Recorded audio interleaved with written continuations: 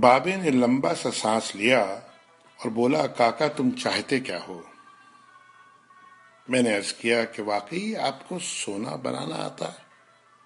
بابے نے خالی خالی آنکھوں سے مجھے دیکھا اور کہا، ہاں میں نے جوانی میں یہ ہنر سیکھا تھا۔ میں نے عرض کیا کہ کیا آپ مجھے یہ نسخہ سکھا سکتے ہیں؟ بابے نے میری طرف گھور کے دیکھا اور کہا کہ تم یہ سیکھ کے کیا کرو گے؟ میں نے عرض کیا میں دولت مند ہو جاؤں گا۔ بابے نے زوردار قہقہہ لگایا اور کافی دیر تک ہنستا رہا۔ جب وہ ہنستے ہنستے تھک گیا تو بولا، تم دولت مند ہو کر کیا کرو گے؟ میں نے جواب دیا، میں دنیا بھر کی نعمتیں حاصل کروں گا۔ بابے نے کہا کہ چلو یہ نعمتیں تمہیں حاصل بھی ہو گئیں تو پھر کیا کرو گے؟ میں نے جواب دیا، میں خوش ہوں گا اور مجھے سکون ملے گا۔ اس نے مسکراتے ہوئے میری طرف دیکھا اور کہا، گویا تمہیں سونا اور دولت نہیں، سکون چاہیے۔ میں خاموشی سے اس کی طرف دیکھتا رہا اور کافی دیر تک خاموش گھورتا رہا۔ بابے نے مجھے جھنجھوڑا اور کہا، دراصل تم سکون اور خوشی کی تلاش میں یہاں آئے ہو۔ میں اس وقت کیونکہ ایک نوجوان تھا اور باقی نوجوانوں کی طرح یہی سمجھتا تھا کہ دولت ہی سکون اور خوشی حاصل کرنے کا ذریعہ ہے، لیکن بابے کی باتوں نے مجھے کچھ الجھا سا دیا تھا۔ اسی الجھن میں نے ہاں کر دی۔ بابے نے ایک لمبا قہقہہ لگایا اور پھر دیر تک ہنستا رہا اور کہا، کاکا میں تمہیں سونا بنانے کے بجائے انسان سے بندہ بنانے کا طریقہ کیوں نہ سکھا دوں؟ میں تمہیں دولت مند ہونے کے بجائے پرسکون اور خوش رہنے کا گر کیوں نہ سکھا دوں؟ میں خاموشی سے اس کی باتیں سنتا رہا، حالانکہ مجھے ابھی کچھ سمجھ میں نہیں آ رہا تھا۔ اتنے میں بابا بولا، انسان کی خواہشیں جب اس کے وجود اور عمر سے لمبی رہتی ہیں وہ اس وقت تک انسان رہتا ہے۔ تم اپنی خواہشوں کو اپنی عمر اور وجود سے چھوٹا کر لو، تم سکون بھی پا جاؤ گے اور خوشی بھی۔ اور جب تم خوشی اور سکون پا جاؤ گے تو تم انسان سے بندہ بن جاؤ گے۔ مجھے بابے کی باتیں بالکل سمجھ میں نہیں آ رہی تھی اور بابے نے میری یہ پریشانی بھانپ لی تھی۔ بابا بولا، تم قرآن شریف پڑھو۔ اللہ تعالیٰ نے خواہشوں میں لتھڑے ہوئے لوگوں کو انسان کہا ہے اور محبت میں رنگے ہوئے آزاد لوگوں کو بندہ۔ دنیا میں کتنے انسان آئے اور بہت دولت کمائی، بڑی عمارتیں بنائی، کیا وہ سب ساتھ لے گئے تھے؟ کیا سب وہ خوش تھے؟ تم بھی کیا خوش ہو؟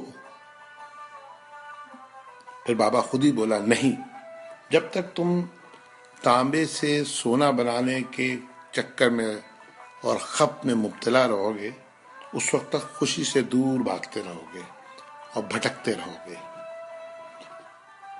پھر بابے نے ایک چھوٹی سی ٹہنی سے زمین پہ رگڑنا شروع کیا اور کہا، لو میں تم کو انسان سے بندہ بنانے کا نسخہ بتاتا ہوں۔ اپنی خواہشوں کو اپنے قدموں سے آگے نکلنے نہ دو۔ جو مل گیا اس پہ شکر کرو، جو چھن گیا اس پر افسوس مت کرو، جو مانگے اسے دے دو، جو بھول جائے اسے بھول جاؤ۔ دنیا میں بے سامان آئے تھے اور بے سامان ہی واپس جاؤ گے۔ سامان جمع کرنے کی فکر نہ کرو۔ جسے خدا ڈھیل دے رہا ہے اس کا کبھی احتساب مت کرو۔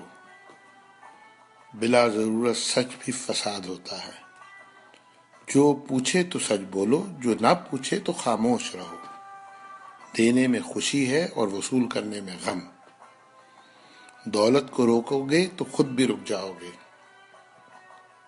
چوروں میں رہو گے تو چور ہو جاؤ گے۔ اللہ راضی رہے گا تو جگ راضی رہے گا، وہ ناراض ہوگا تو نعمتوں سے خوشیاں اڑ جائیں گی۔ جب تم عزیزوں، رشتہ داروں، اولادوں سے چڑھنے لگو تو سمجھ لو اللہ تم سے ناراض ہے۔ جن سے تمہیں نقصان پہنچا ہو اور مزید نقصان پہنچنے کا اندیشہ ہو ان سے کنارہ کشی کر لو، ان سے بدلہ لینے کی فکر نہ کرو، کیونکہ سب سے اچھا بدلہ اللہ کا ہے۔ جب تم اپنے دشمنوں کے لیے اپنے دل میں رحم محسوس کرو تو سمجھ لو تمہارا خالق تم سے راضی ہے۔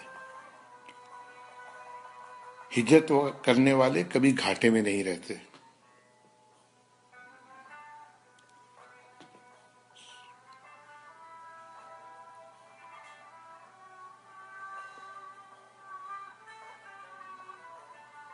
بابے نے پھر میرے کندھے پہ ہاتھ رکھا اور کہا جاؤ، بس ایک چیز کا دھیان رکھنا، کبھی کسی کو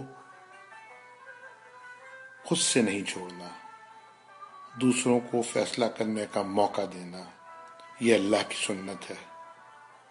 اس نے کبھی اپنی مخلوق کو تنہا نہیں چھوڑا، مخلوق اللہ کو چھوڑتی ہے۔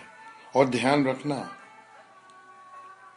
جو جا رہا ہو اسے جانے دینا، جو واپس آ رہا ہو اس کے لیے اپنا دروازہ کبھی بند نہ کرنا، یہ بھی اللہ کی عادت ہے۔ وہ واپس آنے والوں کے لیے اپنا دروازہ ہمیشہ کھلا رکھتا ہے۔ تم یہ کرتے رہنا، تمہارے دروازے پہ ہمیشہ میلہ لگا رہے گا۔ یہ اقتباس ہے جس کے مصنف سے میں بالکل نابلد ہوں، لیکن اس کا عنوان تھا کیمیا گر۔ اللہ تعالی ہم سب کو انسان کے بجائے بندہ بنا دے، آمین۔